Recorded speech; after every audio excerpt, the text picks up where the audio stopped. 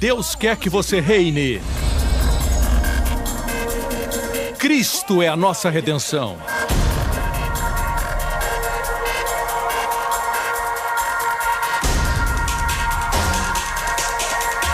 Deus é justo e faz o pecador justo.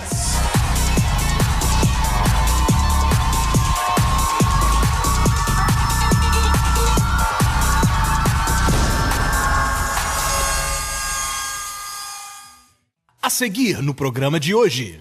É extraordinário ver que Jesus veio simples, humilde e mesmo assim poderoso. Amém? Ele não veio destruir, ele não veio exercer autoridade sobre o homem, ele veio para exercer autoridade sobre tudo que destrói o homem.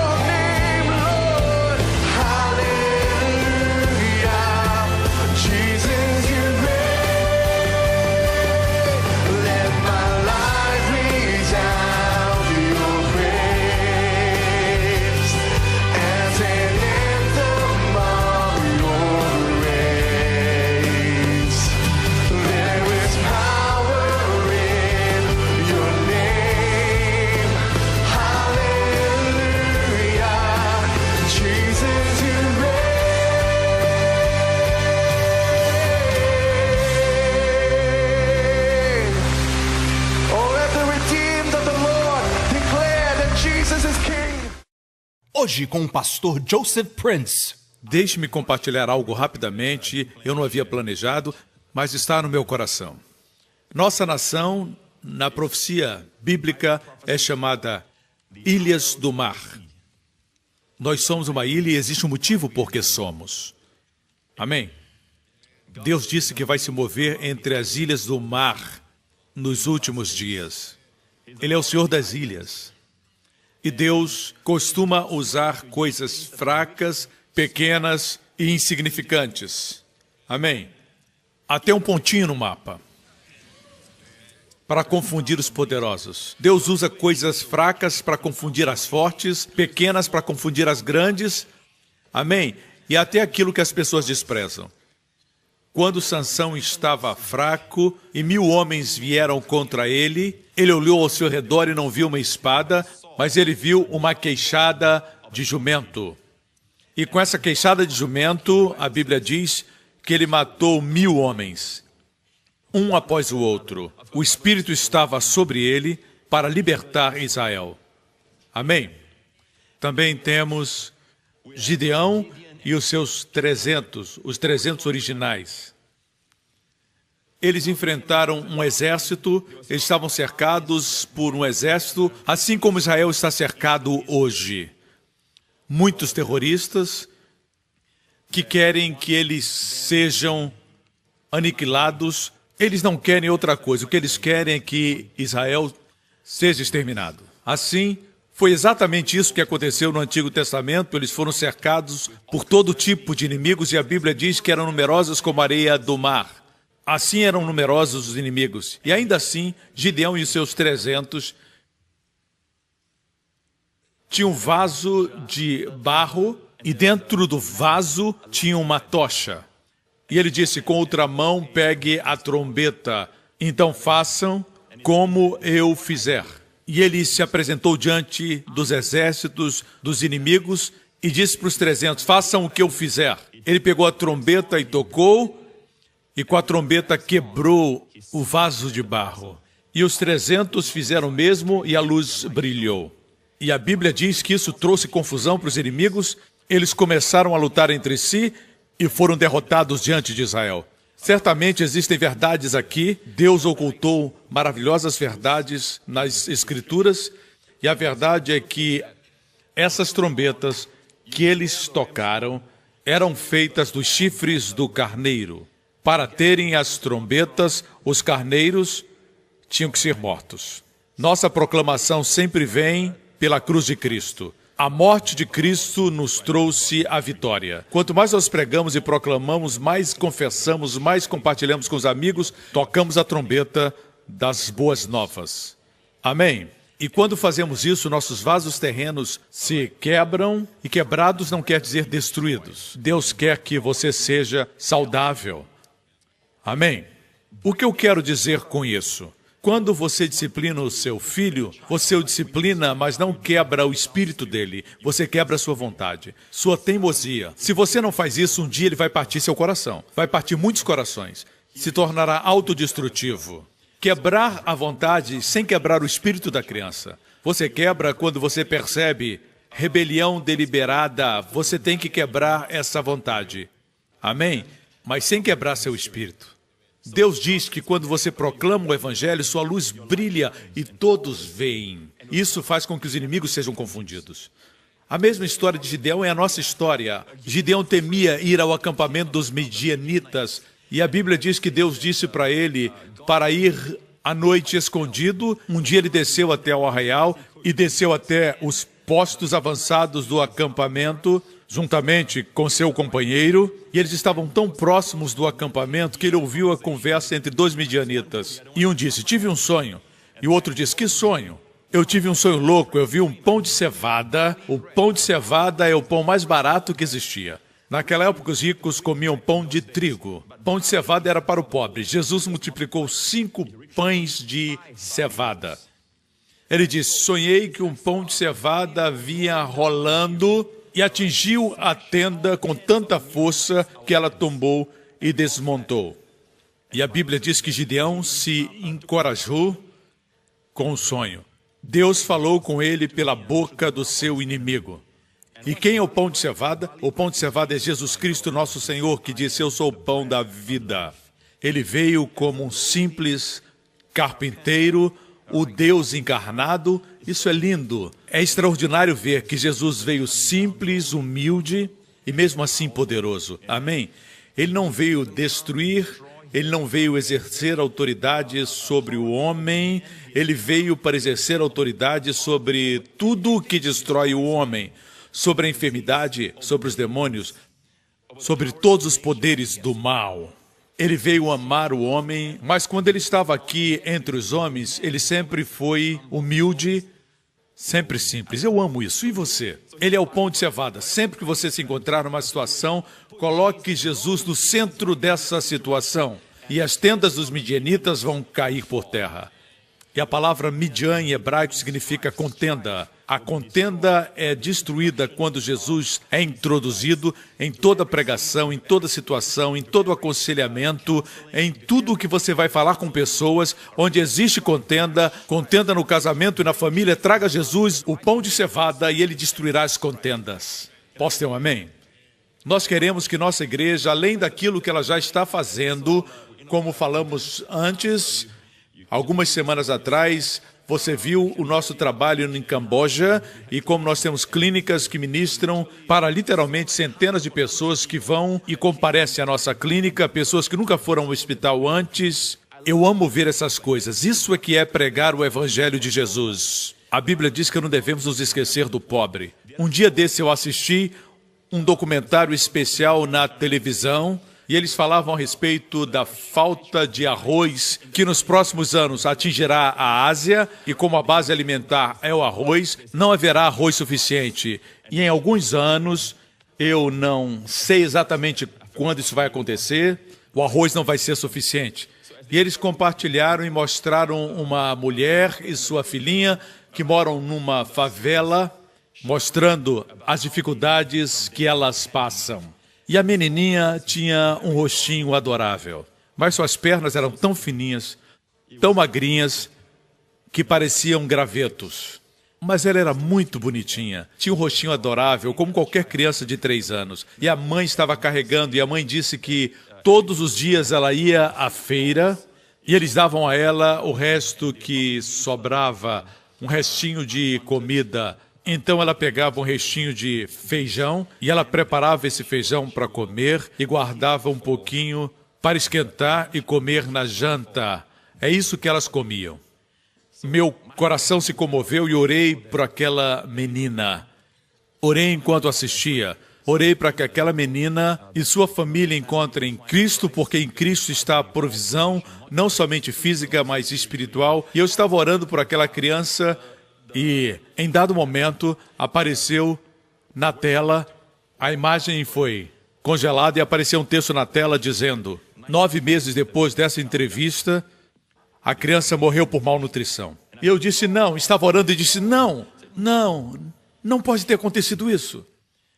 Eu espero que os repórteres tenham dado algo para elas por terem participado do documentário. Espero que tenham feito isso.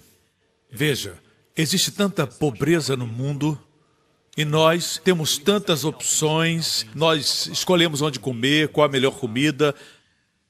Mas tem criança até aqui em Singapura que na hora do almoço não tem o que comer. Quando se fala de crianças, amigos, não importando a religião ou a raça, nós vamos ajudar. Nós vamos informar para você nos próximos dias, além das clínicas para adultos e anciãos, queremos também atingir as crianças pobres na nossa região. Talvez você diga, Pastor Prince, existem milhões que precisam. Eu sei, faremos o que pudermos com o que temos, seguindo a direção do Senhor. Existia um menininho nas praias da América que quando a onda recedia, quando ela descia, existiam centenas como diríamos, de estrelas do mar. Centenas e centenas naquela praia longa. E aquele menino estava devolvendo as estrelas para a água. Assim um homem se aproximou do menino e disse para ele: por que você faz isso? Você já viu o tamanho dessa praia? Tem milhares de estrelas do mar aqui na areia. E o garoto pegou mais uma e jogou na água e disse: fez uma diferença para essa estrela. Amém? O Senhor não disse ame os seus próximos. Ele disse ame o seu próximo. Vamos fazer o que podemos por aquele que está diante de nós. Amém? Assim, cidadãos de Singapura, crentes de Singapura, vamos dar exemplo. Amém? Não existe nação perfeita. Nenhuma. Mas se esperarmos por um governo perfeito, por um presidente perfeito, nós nunca vamos fazer nada. Amém? Mas Deus responsabiliza as nações, os estados. Você sabe quem são os responsáveis pelo estado? Os crentes. Porque somente os crentes se conectam com os céus. Quando o inimigo ataca uma nação para destruir, amém? Ele se levanta contra as famílias. Do lado de fora usa o terrorismo. De dentro usa as enfermidades. E ele quer destruir o homem. Não importando a nacionalidade, devemos orar por nossa nação. Nós somos responsáveis. Eu creio que Deus nos colocou aqui por uma razão. Muitos não entendem a razão para a existência das nações, mas Deus dividiu a terra no dilúvio, a Bíblia diz. A terra foi separada. É por isso que a América do Sul e a África se encaixam como um quebra-cabeças. No passado era somente uma porção de terra, sem divisões. Mas depois do dilúvio, Deus dividiu a terra, a Bíblia diz. Dizem que levou milhões de anos. Não. A Bíblia diz que Deus dividiu nos dias de Peleg, cujo nome significa divisão. Deus dividiu a terra. E Deus desenhou de tal forma que todos os que habitam na terra foram colocados lá por Ele. Existe um versículo que raramente escuto alguém pregar. É uma profecia de Moisés antes de ele morrer. É uma canção profética. E Deus disse, escrevam para vocês essa canção, para que quando eles se voltem para outros deuses e os adorem, rejeitando-me e quebrando a minha aliança, essa canção vai lembrá-los do que eu disse. Uma das coisas lindas nessa canção é isso. Menciona que quando Deus criou as nações, as diferentes nações, nós somos de Singapura, graças a Deus por isso. Amém? Eu disse, graças a Deus por isso. Nós não temos atrações famosas, mas temos uma culinária extraordinária. Nós temos mais de 1 milhão de pratos, eu acredito. Grande variedade de alimentos. Nós temos coisas que outros povos não têm. Eles têm coisas que nós não temos. Amém? Mas agradecemos a Deus por nossa nação. A profecia contida no Cântico de Moisés, em Deuteronômio 32, versículo 8, quando o Deus Altíssimo, que nome é esse? Elion. Quando Elion deu às nações a sua herança, Altíssimo quer dizer suprema imposição para decidir quem mora onde cada nação ficaria estabelecida. Por isso, dos 3 filhos de Noé, Sem, Cão e Jafé, as nações foram divididas. O Altíssimo deu às nações a sua herança. Quando dividiu toda a humanidade, estabeleceu fronteiras para os povos de acordo com o número dos filhos de Israel. E mesmo naquela época, lembre-se, certo, que quando Deus dividiu as nações, só existia Noé. Não existia Abraão, que foi o pai de Israel. Israel ainda não existia. Israel veio do filho de Noé, Sem. É por isso que se usa a expressão antissemita. Daí veio a palavra semita. Os antissemitas são aqueles que são contra Israel e o povo judeu. São aqueles que odeiam o povo judeu. Deus, mesmo antes de Israel existir, dividiu as nações. Todas as nações têm uma participação, porém Israel está no centro. Deus estabeleceu que o seu filho viria do povo judeu. Morreria em Jerusalém, fora dos portões, e seria o centro da salvação. Deus planejou assim. Vocês me escutam? No Antigo Testamento, o diabo sempre tentou matar a semente da mulher. Na história de Moisés, por exemplo, ele tentou matá-lo, como sempre tentava matar aquele que ele pensava ser o Messias. Ele não é onisciente. Sempre que havia uma promessa de uma criança que seria abençoada, ele tentava matá-la. Tudo isso para tentar impedir que a semente nascesse. Amém? Talvez você diga, pastor, tem antissemitismo e ódio para com Israel nos dias de hoje. Se não fosse a questão de Gaza, seria outro problema, como foi o Holocausto. Porque existe todo esse ódio contra o povo de Israel? Porque o diabo não quer o povo judeu em Israel? Porque ele tenta impedir que as profecias se cumpram. A Bíblia diz que ele tentou impedir que Jesus nascesse em Israel. Agora que Jesus já nasceu, morreu, foi sepultado e ressuscitou dos mortos, por que ainda ataca Israel? Porque ele quer impedir que as profecias se cumpram, porque na segunda vinda Cristo retornará e colocará os seus pés no Monte das Oliveiras e resgatará Israel da total aniquilação. Mas nós não vamos estar aqui, porque se você estudar Mateus 24, muitos crentes se preocupam por ver os sinais de muitos cristos que enganariam a muitos, nações se levantariam contra nações e todo tipo de tribulação que nunca aconteceu desde o início do mundo, disse Jesus. Muitos leem e ficam com medo. Não, amigo, Mateus 24 não foi escrito para os crentes, mas para os judeus. Lá está escrito, orem para que a fuga não aconteça no sábado. Isso é para os judeus. Você me escuta? Assim se refere a Israel, que não crê no Evangelho até agora, como um todo, eles não creem. Existem muitos crentes já em Israel. A propósito, meu livro, Destinados a Reinar, acabou de sair em hebraico. Eu tive o privilégio de encontrar o embaixador de Israel em Singapura e lhe dei uma cópia. E ela ama todos vocês e agradece pelo apoio durante este tempo em que são tão mal entendidos. Ela recebeu uma cópia de Destinados a Reinar. Aleluia! E em Israel eles estão assistindo à pregação das boas novas. Não uma vez por semana, todos os dias. Todos os dias, igreja. Glória a Deus. Amém. Assim, O plano de Deus é que todas as nações gravitassem em torno de Israel. Israel não é fruto do acaso. Não. 1948 foi só um evento na história de Israel. Eles não entraram e possuíram uma terra que não era deles. Para ver bem isso, é só olhar para a história, olhar para a Bíblia, e a Bíblia diz que a terra pertence a eles. Amém? E o rei Davi fez de Jerusalém sua capital, 3.000 anos atrás. Amém? Irmãos, isso é profecia bíblica. Vivemos o tempo em que a profecia bíblica é muito interessante. Muito interessante. Em Ezequiel 38 diz que a Rússia vai descer. Existem muitos crentes fiéis na Rússia e Deus vai salvá-los através do arrebatamento.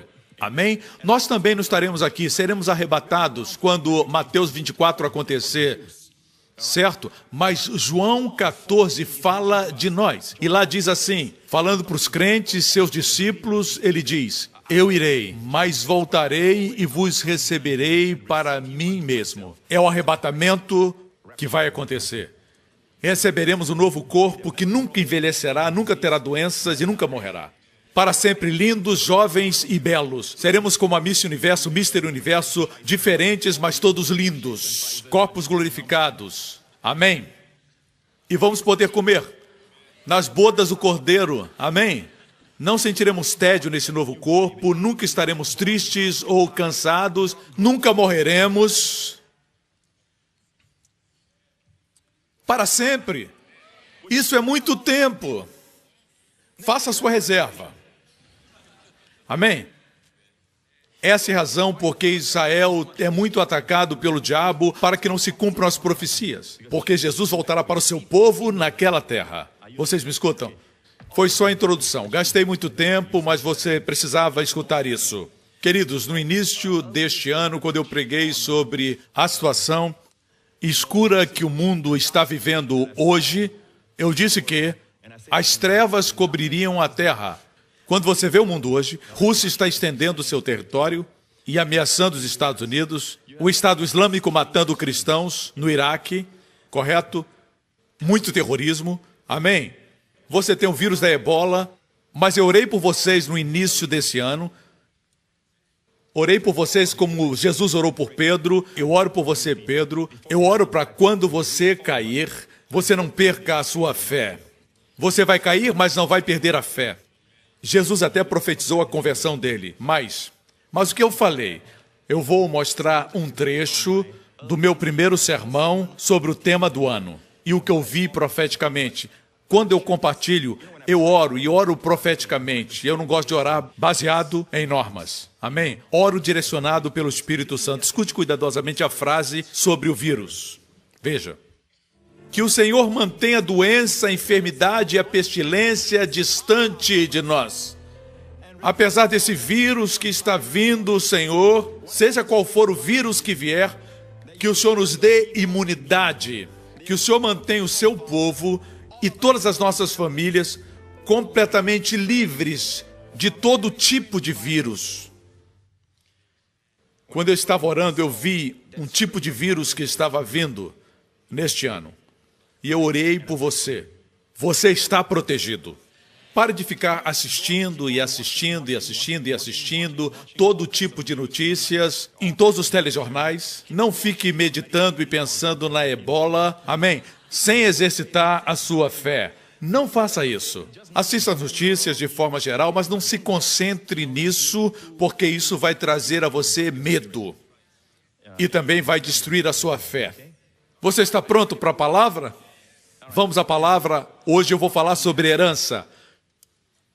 Charles Spurgeon, um grande pregador, chamado Príncipe dos Pregadores, ele foi o primeiro pastor, o primeiro a ter uma mega igreja. Isso foi na cidade de Londres. Eu já estive naquela igreja, uma grande igreja. Quando estive na Inglaterra, peguei um ônibus até o lugar onde essa igreja se encontra. A estrutura original é a mesma. Eles renovaram a parte interior, mas o prédio está lá. Eu gostei muitíssimo de participar daquele culto, por saber que Spurgeon pregou naquele templo. o chamado príncipe dos pregadores. Certa feita, quando ele foi visitar um dos membros da sua igreja, era uma senhora, a qual ele estimava muito. Ela estava agora doente, acamada, em uma pequena casa. E quando visitava aquela senhora, Spurgeon disse que ele notou várias fotos e vários quadros. Isso foi no século XIX, e eles não tinham fotografias como nós temos hoje, mas tinham muitas ilustrações que ela colocava em quadros. E ele percebeu um pequeno pedaço de papel que chamou sua atenção. E ele foi ver o que era, e olhou de perto, colocou seus óculos e olhou, e viu que dizia: isto é um testamento, escrito por tal e tal e tal. E ele disse para ela: você sabe que isso é um testamento? E ela disse: eu trabalhava para um homem, e ele tinha uma grande casa e muita terra, uma mansão que mais parecia um palácio. Ele não tinha filhos e tinha uma vida solitária. Eu era um dos poucos conhecidos e eu trabalhava para ele, limpando a sua casa. Ele tinha outros empregados também, mas antes de ele falecer, ele era muito rico e me deu esse pedaço de papel. Eu amava muito aquele senhor, ele era muito estimado por mim. Sempre o quis bem durante o tempo que eu trabalhei para ele. Eu guardei isso como uma lembrança dele e coloquei num quadro. Ela não sabia ler, por isso trabalhava ainda tão duro. Ela foi a governanta da casa. Durante todos os anos que trabalhou ali, não sabia que era a herdeira. Toda aquela terra pertencia a ela. É a mesma história de muitos crentes. Uma das coisas mais tristes que Deus disse a Josué no final da sua vida é que ainda tinha muita terra para ser possuída. Diz a Bíblia que quando Josué era velho e cansado em dias, Deus lhe disse: tem muita terra para ser possuída. Obadias, capítulo 1, diz algo que o povo de Deus precisa entender. Diz: mas no Monte Sião, o lugar do povo de Deus, haverá livramento e ele será santo, e os da casa de Jacó possuirão as suas herdades. Uma coisa é ter herança, outra coisa é herdar. Uma coisa é ter possessões, outra coisa é possuir. Posso ter um amém, irmãos? E a nossa herança é rica, é poderosa, não é somente para essa terra, mas também para os céus. No próximo programa... Somente confesse a sua justiça de Deus em Cristo. Assegure-se da consciência da justiça e você terá fé para ser curado. Busque em primeiro o reino de Deus e a sua justiça, que é uma dádiva, e essas coisas serão acrescentadas. Amém. Obrigado por sintonizar no programa de hoje com o pastor Joseph Prince, da igreja New Creation. Estamos certos que você foi abençoado. Para mais informações sobre a igreja New Creation, acesse o nosso website newcreation.org.sg. Lá você poderá se inscrever no nosso devocional diário do pastor Joseph Prince. Seja incentivado e fortalecido todos os dias e saiba o quanto Deus lhe ama através destes devocionais. Acreditamos que o seu dízimo pertence à igreja a qual você frequenta. E oramos para que você seja grandemente abençoado, altamente favorecido e profundamente amado.